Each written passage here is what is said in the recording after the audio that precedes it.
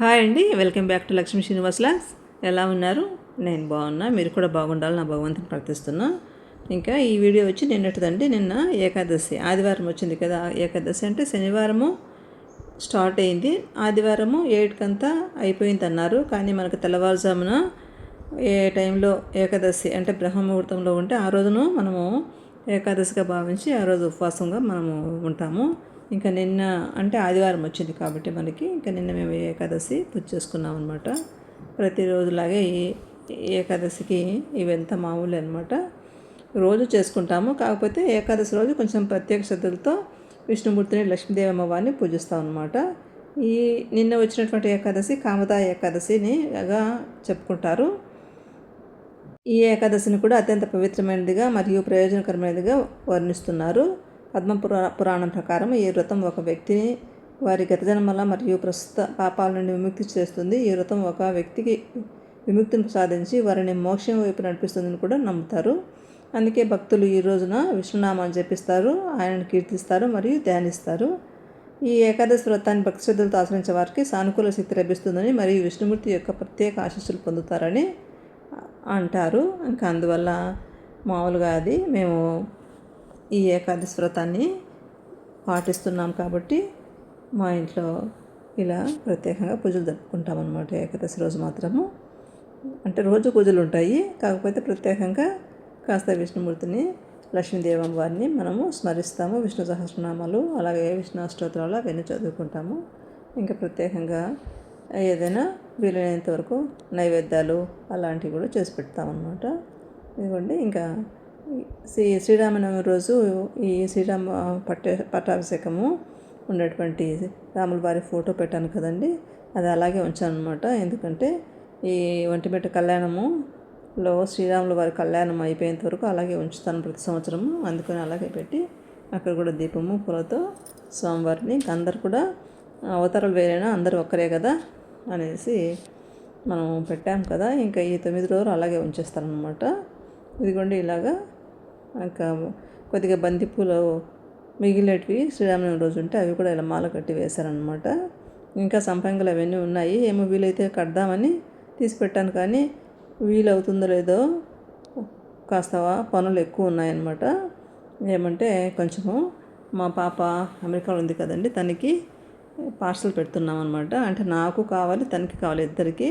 మనము కూరలోకి కావాల్సినటువంటి పొళ్ళు ఉంటాయి కదా, మసాలా పొళ్ళు, రసం పొడి, సాంబార్ పొడి, కారం పొడి అవన్నీ కూడా చేసుకుంటున్నాం. ఇంక ఈరోజు బ్రేక్ఫాస్ట్ వచ్చి బ్రెడ్ శాండ్విచ్ అనమాట. ఇలా బ్రెడ్ అంతా టోస్ట్ చేసేసుకొని నెయ్యి రాసి, తర్వాత ఇది చాలా ఈజీగా చేసేసుకోవచ్చండి. ఇంకా వెజిటబుల్స్ అన్నీ ఇలా కట్ చేసేసుకోవాలన్నమాట. పచ్చిమిర్చి, ఆనియన్, క్యారెట్, టమోటా ఇవన్నీ కూడా. తర్వాత ఇది పన్నీర్ను ఇలా స్లైసెస్ లాగా కట్ చేసుకొని బాగా ఇలా రోస్ట్ చేసుకోవాలన్నమాట. కొంచెం ఆయిల్ వేసేసి ఇవంతా ఇలా రోస్ట్ చేసేసుకొని సిమ్లో పెట్టేసుకొని అలా రోస్ట్ చేసుకుంటే బాగుంటుంది. ఇంకా ఈ లోపల వీటికి ఈ కట్ చేసుకునే వెజిటబుల్స్ అన్నిటికీ మనము కొంచెము కారము, ఉప్పు, నిమ్మరసము అలా వేసేసి కలిపేసుకోవాలి. ఈ లోపల ఇవంతా కూడా మనకి బాగా వేగిపోతాయి.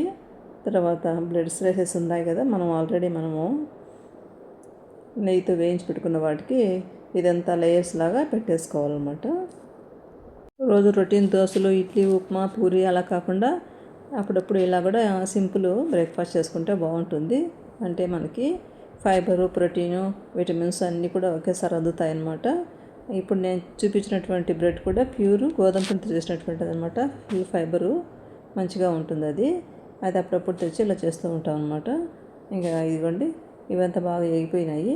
వీటన్నిటిని కూడా ఇంకా మనము బ్రెడ్ స్లైసెస్ మీద చక్కగా సర్దేసుకోవాలి. ఇలా సర్దేసుకొని ఈ పన్నీర్ పీసెస్ కూడా పెట్టేసుకొని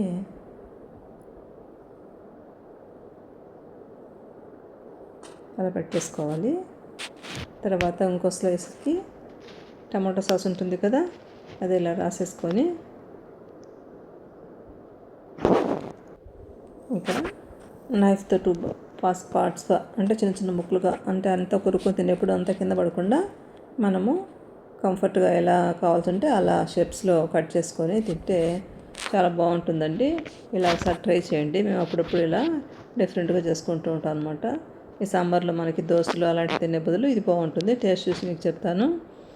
ఆల్రెడీ మా బాబుకు మా వారికి చేయించాను. వాళ్ళిద్దరు బాగున్నాయి, వెరైటీగా బాగున్నాయి అన్నారు. చాలా బాగుందండి. మనకి అన్ని వెజిటబుల్స్ తిన్నట్లు ఉంటుంది.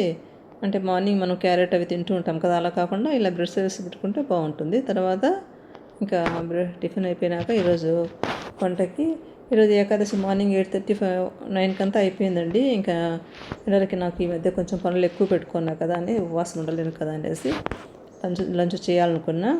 ఒక బ్రెడ్ పీసెస్ కూడా తిన్నాను అనమాట. ఇంకా ఇది నూనెంకాయ.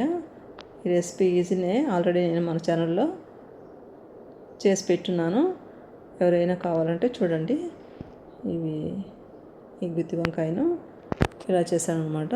ముందు మసాలా పెట్టకుండా ఫస్ట్ కాసేపు మగ్గనిచ్చేసి తర్వాత మసాలా అంతా వేసి వేయించేసుకుంటే మెత్తగా ఉడికిపోయి చాలా టేస్టీగా ఉండేటువంటి గుత్తి వంకాయ కూర రెడీ అయిపోతుంది. ఈరోజు మా లంచ్, మా బ్రేక్ఫాస్ట్ ఇదండి. ఇంక విత్ రసం అనమాట, కర్డ్ మామూలే. ఇది ఈరోజు లంచ్ అలాగే బ్రేక్ఫాస్ట్ ఇలా చేసుకున్నాము. ఇంక ఇది అయ్యాక మళ్ళీ నేను కొన్ని వేయించుకునే పనులన్నీ ఉంటే, అదే చెప్పాను కదా, పొడులన్నీ తయారు చేసుకోవడానికి అవన్నీ రెడీ చేసుకుంటున్నా. కొన్ని వడియాలు కూడా పెట్టాను.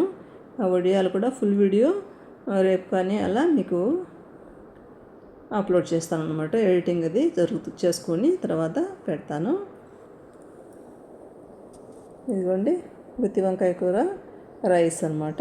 చాలా టేస్టీగా, బాగా అప్పుడప్పుడు అలా వెరైటీగా బాగుంటుంది. ఇప్పుడు ఉప్పు కారకారంగా, ఉప్పుగా, కమ్మగా బాగుంటుంది. ఇంకా ఇవన్నీ ధనియాలు అవన్నీ కూడా వేయించుకుంటున్నాను అనమాట. రోజు ఒక్కొక్కటి రెడీ చేసుకుంటున్నాను. అన్ని పనులు అంటే ఒకసారి అంటే వీలవదు కదా. ఎండుమిర్చి అంతా ఎండబెట్టుకోవడము, అవి తొడాలు తీసుకోవడము అలా చేసేసుకుంటూ, తర్వాత ఈరోజు అంతా ధనియాలు వేయించుకునే పని, అలాగే రసం పొడి, సాంబార్ పొడి అవన్నీ కూడా తర్వాత ఎలా చేశాననేది మీకు షేర్ చేస్తాను. ఇది కూడా ధనియాలు దూరగా వేయించుకొని ఆడించుకుంటే కమ్మగా పొడి కూరలోకి చాలా బాగుంటుంది. ఇంతేనండి ఈరోజు వీడియో నచ్చితే తప్పకుండా లైక్ చేయండి, షేర్ చేయండి, కామెంట్ చేయండి. ఇంతవరకు సబ్స్క్రైబ్ చేసుకునే వాళ్ళు చేసుకోండి. నెక్స్ట్ వీడియోలో కలుద్దామండి. Thank you. Keep watching. By by.